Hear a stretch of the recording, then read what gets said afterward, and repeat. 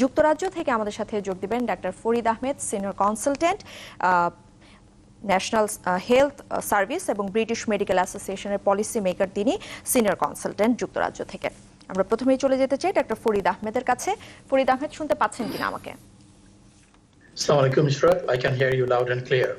আচ্ছা, প্রথমেই যে ব্যাপারটা নিয়ে আপনার সাথে কথা বলতে চাই যে এপি সেন্টার হিসেবে আসলে এই মুহূর্তে যুক্তরাজ্যের পরিস্থিতি কি? ধন্যবাদ আপনাকে। আমরা সারা দুনিয়ার মতো এখানেও একটা ইনভিজিবল এনিমির সাথে ওয়ার শুরু করেছি, যেটা সারা দুনিয়ায় সবাই এফেক্টেড। এই মুহূর্তে আপডেট দিতে গেলে বলা যাবে যে প্রায় 1428 জনের মতো unfortunately we have lost them, ওরা মারা গিয়েছে। 140 জন রিকভার করেছে সো ফার। আর ইউকেতে কনফার্ম কেস হিসাবে আমরা ধারণা পেয়েছি আপ টু ডেট হচ্ছে 21,800 জন, এবং globally as you know it's kind of 8 lakh affected. কিন্তু সোফার ইউকে আমরা পেয়েছি 21,800। এটা একটা স্টিপ রাইজ হচ্ছে। আর আপনার একটু জেনে রাখা উচিত যে আমরা ইতালি থেকে প্রায় 2 থেকে 3 সপ্তাহের মতো পিছিয়ে আছি। সো আমাদের জন্য next 2 to 3 weeks extremely challenging time. সেক্ষেত্রে আসলে বাংলাদেশের যে কমিউনিটি রয়েছে, বাংলাদেশের কমিউনিটির আসলে এই এখন কি অবস্থা, বা কতজন এরই মধ্যে মারা গিয়েছেন, বা তারা কি স্বাস্থ্য সেবা আসলে তারা কতটুকু পাচ্ছেন? ওয়েল, এটা যদি আমাকে জিজ্ঞেস করেন আমি এটুকু বলতে পারি যে অন্যান্য দেশে যেভাবে টেস্ট করা হচ্ছে বাংলাদেশে সেই হিসাবে অলমোস্ট টেস্ট করা হয় না বললেই চলে। কারণটা আমি বলছি, আমাদের বাংলাদেশের আশেপাশের দেশেও 60 থেকে 70টা টেস্টিং সেন্টার রয়েছে। যেরকম ইন্ডিয়া, পাকিস্তানের এক্সাম্পল দিলাম, সেদের বাংলাদেশের আমার জানা মতে একটা ইনস্টিটিউট অফ এপিডেমিওলজি IETCR ওরা করছে, প্লাস আরো কয়েকটা সেন্টার ওপেন হওয়ার কথা শুনেছি। কিন্তু এত অপ্রতুল ফ্যাসিলিটি টেস্টিং এর আমার সন্দেহ আছে যে আমরা অ্যাকুরেট ডায়াগনোসিস করতে পারছি কিনা। ফরিদ আহমেদ, একটু আমাদেরকে বলবেন যে আসলে যুক্তরাজ্য সরকার এই করোনা পরিস্থিতি মোকাবেলায় এখন পর্যন্ত আসলে খুব সিগনিফিকেন্টলি কি কি পদক্ষেপ নিয়েছে, যে পদক্ষেপগুলো আপনি মনে করছেন যে অনেকটাই কাজে লেগেছে আপনাদের করোনা মোকাবেলায়? ধন্যবাদ আপনাকে। আসলে অলরেডি প্রায় 10 দিন আগে একটা লেজিসলেশন চালু হয়েছে 23rd থেকে, বেসড অন করোনা লেজিসলেশন। সেখানে সমস্ত যারা ন্যাশনাল আছে ব্রিটিশ, তাদেরকে মোটামুটি আইন করে দেওয়া হয়েছে যে they have to stay at home, বাসায় থাকতে হবে। সোশ্যাল আইসোলেশনের স্ট্রিক্ট ফলো করতে বলা হয়েছে, এবং এটা মোটামুটি ফলো হচ্ছে। এবং যার যেখানে এসেনশিয়াল জব নেই ওগুলো বাদে, সেরকম ধরেন police, doctors, health care workers, এরা ছাড়া সবাইকে ঘরে থাকতে হচ্ছে। আর একসাথে একবার একটা ফ্যামিলি মেম্বারের 2 জনের বেশি বাইরে যাওয়া নিষেধ। আর 24 আওয়ার্স এর মধ্যে অনলি ওয়ান্স অ্যালাউড বাইরে যে এক্সারসাইজ করার জন্য। সো এই যে সোশ্যাল আইসোলেশন, এটার কারণে সবাইকে ঘরে থাকতে বলা হচ্ছে। এতে যে হিউম্যান টু হিউম্যান কন্টামিনেশন, এটা সিগনিফিক্যান্ট রিডাকশন হবে, এবং এভাবে আমরা আশা করছি যে ফার্দার নিউ ডায়াগনোসিসের কেস গ্র্যাজুয়ালি কমে যাবে। Those who are already affected, as I've already mention, যে যারা যারা অ্যাফেক্টেড হয়েছে তাদের জন্য তো ট্রিটমেন্ট ফ্যাসিলিটি রয়েছেই, কিন্তু এই সোশ্যাল আইসোলেশনের পাশাপাশি যারা অ্যাফেক্টেড সিমটম রয়েছে, ধরেন ক্রনিক কফ, রানি নোজ, ফিভার, রানিং টেম্পারেচার মোর দেন 37-8 ডিগ্রিজ, এদেরকে সবাইকে বলা হচ্ছে ইমিডিয়েট আইসোলেশনে চলে যাওয়ার জন্য অ্যাটলিস্ট ফর 7 days। আর যারা ফ্যামিলি মেম্বার্স, এদের মধ্যে কেউ যদি এই সিমটম অ্যাফেক্টেড হয়, সাপোজ আমার ফ্যামিলির কেউ যদি অ্যাফেক্টেড হয়, আমাকে 2 সপ্তাহের মতো আইসোলেশনে থাকতে হবে। আমার নিজের 3 জন কলিগ অলরেডি আইসোলেশনে চলে গিয়েছে, এবং we are having significant challenges at the moment. তো এর পাশাপাশি ইউকে গভর্নমেন্ট বেশ কিছু প্যাকেজও দিয়েছে, ফাইন্যান্সিয়াল প্যাকেজ, প্রায় 330 বিলিয়ন পাউন্ড প্যাকেজ থাকবে যাদের বিজনেস লস বা ওয়ার্ক লস হবে। এর পাশাপাশি বেশ কিছু রেজিস্ট্রেশন এবং বেশ কিছু সাপোর্টের কারণে আমরা প্রায় অলমোস্ট 750,000 ভলান্টিয়ার পেয়েছি NHS কে হেল্প করার জন্য। সাধারণ মানুষ থেকে ওরা আমাদের হেল্প করবে। পাশাপাশি প্রায় 12 থেকে 14,000-এর মতো ডক্টর যারা রিটায়ার করেছে বা health care worker, they are going to come back. Government সেই ব্যবস্থাটা করেছে যথাযথ পেপার ওয়ার্কসের মাধ্যমে। So we are doing whatever we can to our level best. বাকিটা আল্লাহর ভরসা। ফরিদ আহমেদ, বোঝাই যাচ্ছে আসলে যে আপনারা এবং গভর্নমেন্ট এবং আইন শৃঙ্খলা বাহিনী যারা আছেন সবাই আসলে সবার নিজের জায়গা থেকে সর্বোচ্চ চেষ্টা করছেন। আপনার কাছে শেষ যে প্রশ্নটা করতে চাই যে যুক্তরাজ্যে চিকিৎসা প্রদানের পাশাপাশি কিন্তু বাংলাদেশের পরিস্থিতিও হয়তোবা আপনারা দেখতে পাচ্ছেন। তো এই মুহূর্তে আসলে বাংলাদেশের জন্য কি আপনার কোনো বার্তা আছে কিনা সাধারণ জনগণ এবং যারা নীতি নির্ধারক রয়েছেন এবং যারা চিকিৎসক রয়েছেন সবকিছু মিলিয়ে আসলে বাংলাদেশের জন্য কি কোনো ধরনের মেসেজ আপনার কাছে আছে কিনা? ধন্যবাদ ইশরাত। এই ইনভিজিবল ওয়ার যেটা চালু হয়েছে বাংলাদেশ এটা থেকে ইমিউন না, বাংলাদেশেও এটার আঘাত এসে পড়ছে, মেবি কয়েক সপ্তাহ তারা পিছিয়ে আছে। তবে এটা হচ্ছে গোল্ডেন টাইম, এই মুহূর্তে সরকারের নীতি নির্ধারকদের উচিত টোটাল লকডাউন ডিক্লারেশন দেওয়া এবং যারা গরিব দিন আনে দিন খায় তাদেরকে যাতে ফাইন্যান্সিয়াল একটা প্যাকেজ দেওয়া হয়, নাহলে তো এরা বাসায় থাকতে না খেয়ে মারা যাবে।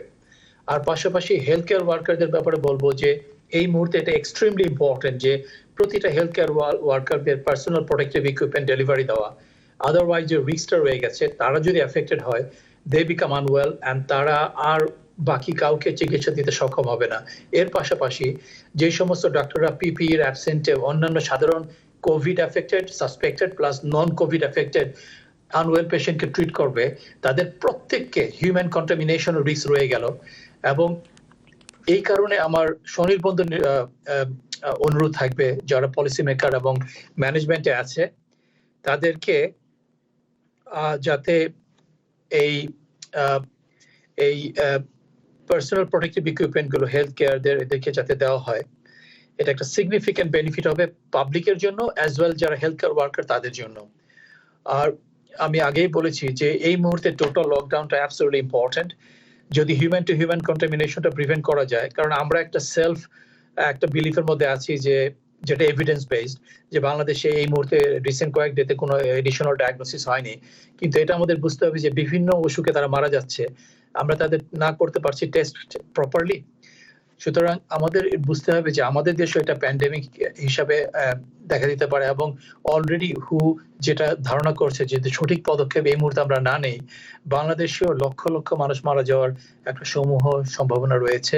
আমার মনে হয় পাবলিক, সরকার, নীতি নির্ধারক সবাইকে জয়েন্টলি এই ব্যাপারে একসাথে কাজ করতে হবে এবং এই ইনভিজিবল এনিমিটাকে পরাজিত করতে হলে সবাইকে একসাথে কাজ করতে হবে। আমার পাবলিকের প্রতি ফরিদ আহমেদ, এই মুহূর্তে আমাদের স্টুডিওতে অধ্যাপক ডক্টর লিয়াকত আলী রয়েছেন, তিনি আপনার সাথে হয়তো বা তার পক্ষ থেকে কোনো প্রশ্ন থাকতে পারে, সেক্ষেত্রে স্যার আপনি যদি কোনো প্রশ্ন করেন। ডক্টর ফরিদ, অনেক ধন্যবাদ আপনাকে। ওয়ালাইকুম আসসালাম, অনেক মূল্যবান তথ্য পেলাম। আচ্ছা, ওখানে কি সব চিকিৎসককেই কি পিপিএ দেওয়া হচ্ছে? পিপিই কি সব চিকিৎসককেই দেওয়া হচ্ছে নাকি লেয়ার রয়েছে কোনো? ফ্যাক্ট হচ্ছে প্রতিটা হসপিটালেই আমাদের পিপিই সাপ্লাই রয়েছে, কিন্তু আমি সন্দেহ করছি যেটা আমাদের ব্রিটিশ মেডিকেল অ্যাসোসিয়েশনও এই কনসার্নটা রেজ করেছে যে যখন আমাদের অনেক বেশি ডায়াগনোসড কেস আসবে ইন নেক্সট 2 উইকস এর মধ্যে, মেবি আমাদের এনাফ পিপিই এবং অন্যান্য সাপোর্ট এগুলো তো কম থাকবে। এই কারণে আমরা আগে থেকেই প্রিকশন নেওয়ার চেষ্টা করছি যে এনাফ পিপিই সাপ্লাই দেওয়ার জন্য। এই মুহূর্তে আমাদের আছে, যেরকম আমাদের রয়্যাল কলেজের গাইডেন্স হিসাবে যে কোনো সার্জারি করতে গেলে, স্পেশালি ইমার্জেন্সি সার্জারিগুলিতে প্রত্যেকে আমরা সাসপেক্টেড কোভিড হিসাবে ধরবো এবং আমাদের প্রত্যেককে পিপিই একদম টোটাল ড্রেস প্রিপারেশন নিয়ে তারপর আমরা সার্জারি করব। আর যেগুলো সাসপেক্টেড পিপিই প্রত্যেকে ফুল সাসপেক্টেড কোভিড পেশেন্ট প্রত্যেকের পিপিই ড্রেস পরে যেতে হবে। As far as out patient, কারণ এই মুহূর্তে আমি আউট পেশেন্ট ক্লিনিকে আছি, এখানে আমি সিম্পলি একটা মাস্ক ইউজ করছি, গ্লাভস অ্যান্ড সাম প্রোটেক্টিভ এগুলো ছাড়া এরকম এই ক্লিনিক সেটিং এ আমাদেরকে রিকমেন্ড করা হয়নি যে আমাদের সবাইকে পিপিই পড়তে হবে, কিন্তু সাপ্লাই ইজ দেয়ার। এখানে সমস্যা হলো আমাদের যেহেতু একটা কনফিডেন্সের মাত্রাটা হঠাৎ করে কমে গেছে এবং ডাক্তার সমাজ অত্যন্ত আতঙ্কিত হয়ে গেছেন, কারণ একটা বড় ব্যাপার হচ্ছে যেখানে অ্যাসিমটোমেটিক কেস অনেক বেশি এবং খুব মাইল্ড মানে উপসর্গের কেসগুলো অনেক বেশি এবং সেখানে যখন টেস্টের সুবিধাগুলো অনেক সীমিত, সেই ক্ষেত্রে এই প্রশ্নটা উঠে আসে। তখন তারা বলে যে কে যে আক্রান্ত আর কে আক্রান্ত নয় আমরা তো জানি না, আমরা যে অন্য চিকিৎসাও দেব তখন তো আমার প্রোটেকশনটা কোথায়? আপনাদের সেক্ষেত্রে তাহলে শুধু মাস্ক এন্ড গাউন এই পিপি দিয়ে আপনাদের এখন পর্যন্ত আউটপেশেন্ট সার্ভিস আপনারা দিতে পারছেন, এই তো? এটাই আপনাদের গাইডলাইন। আমাদের যে মাস্কগুলি পাচ্ছি এটা ধরেন এই যে N95 FFP3 এটা প্রপারলি প্রোটেক্ট করে এবং প্রতিটা পার্সনকে আমাদের ফিট টেস্ট করা হয়েছে, এক একজনের এক এক মাস্ক সুইটেবল। আমি যেটা বাংলাদেশের যে টেলিভিশনে যেগুলো দেখতে পাই যে এক একজন এক এক রকমের মেকশিফট মাস্ক পরে ঘুরতেছে, এগুলো ইউজ করা না করা সমান। আর স্পেশালি হেলথ কেয়ার প্রফেশনালদের প্রপারলি ফিটেড N95 অথবা FFP3 যেটা সিলেক্টিভ মাস্কগুলো প্রত্যেকে ইউজ করতে হবে। আর আপনি যে কোশ্চেনটা করেছেন এটা অ্যাবসলিউটলি রাইট। উন্নত বিশ্বে যেরকম প্রচুর টেস্টিং করা হচ্ছে, বাংলাদেশে তো টেস্ট অলমোস্ট করা হয় না বললেই চলে। সেই জন্য আমি বলবো যেহেতু আমাদের লিমিটেড রিসোর্স, আমাদেরকে যদি আগেই ডক্টরদেরকে প্রপার প্রোটেক্টিভ ইকুইপমেন্ট গুলো দেওয়া হয় তাহলে ওরা নিজেরাও অসুস্থ কম হবে এবং আলটিমেট বেনিফিটটা কিন্তু পাবলিক পাচ্ছে, যে তারা আরো বেশি হেলদি ডক্টরদের কাছ থেকে সেবাটা পাবে যখন তাদের সবচেয়ে বেশি জরুরি হবে। এবং আমি ওয়ারি করছি যে কামিং 2 উইকস এর মধ্যে একটা সিগনিফিক্যান্ট শার্প আপরাইজ হবে ডায়াগনোসিসের জন্য। আনফরচুনেটলি বাংলাদেশে তো ডায়াগনোসিসের টেস্ট কিটগুলো এনাফ নাই, এই কারণে প্রপার কোভিড ডায়াগনোসিস হবে কিনা। তবে আমি বলবো যে যারাই ফিভার নিয়ে আসবে, সোর থ্রোট, ক্রনিক কফ, রানি নোজ এগুলো নিয়ে আসবে, আমাদের ধরে নিতেই হবে এই মুহূর্তে বেসড অন দ্য সার্কামস্ট্যান্সেস যে এরা সবাই কোভিড পজিটিভ, এবং সেই হিসাবে আমাদেরকে তাদের চিকিৎসাও দিতে হবে নিজেদের প্রোটেকশনের আওতার মধ্যে থেকে। ধন্যবাদ আপনাকে। ধন্যবাদ ফরিদ আহমেদ। এবার আমি আরেকটু প্রশ্ন করতে চাই আপনাকে, আপনি একটু জানাবেন আমাদেরকে যে পুরো বিশ্বে আসলে ভ্যাকসিনের সর্বশেষ আপডেট কি, এবং সেই সাথে জানাবেন যে যুক্তরাজ্যে আসলে স্বাস্থ্যকর্মীদের খাবার এবং জীবনযাপনে কি ধরনের ব্যবস্থা নেওয়া হচ্ছে, বা স্বাস্থ্যকর্মীদের আসলে দৈনন্দিন যে প্রয়োজন সেগুলো আসলে কিভাবে প্রদান করা হচ্ছে।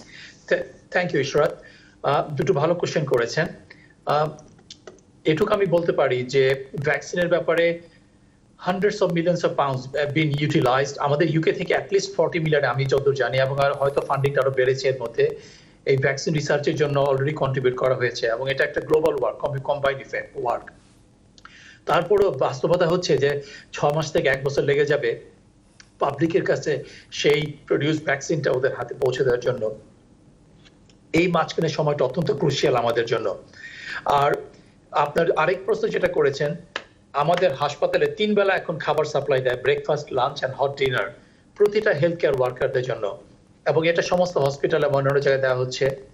এবং শুধু হসপিটালের কথা বলছি না, আপনি যদি বাইরেও যান, যে কোনো শপে গেলে আমাদের জন্য প্রোটেক্টেড টাইম আছে যেখানে আমরা শপিং করতে পারবো আমাদের ওয়ার্কের বাইরে, এবং যাতে আমাদের নিত্য প্রয়োজনীয় জিনিসপত্রগুলো অ্যাভেলেবল আমরা কিনতে পারি, আমাদের জন্য আলাদা টাইম দেওয়া হয়েছে শপিং এর।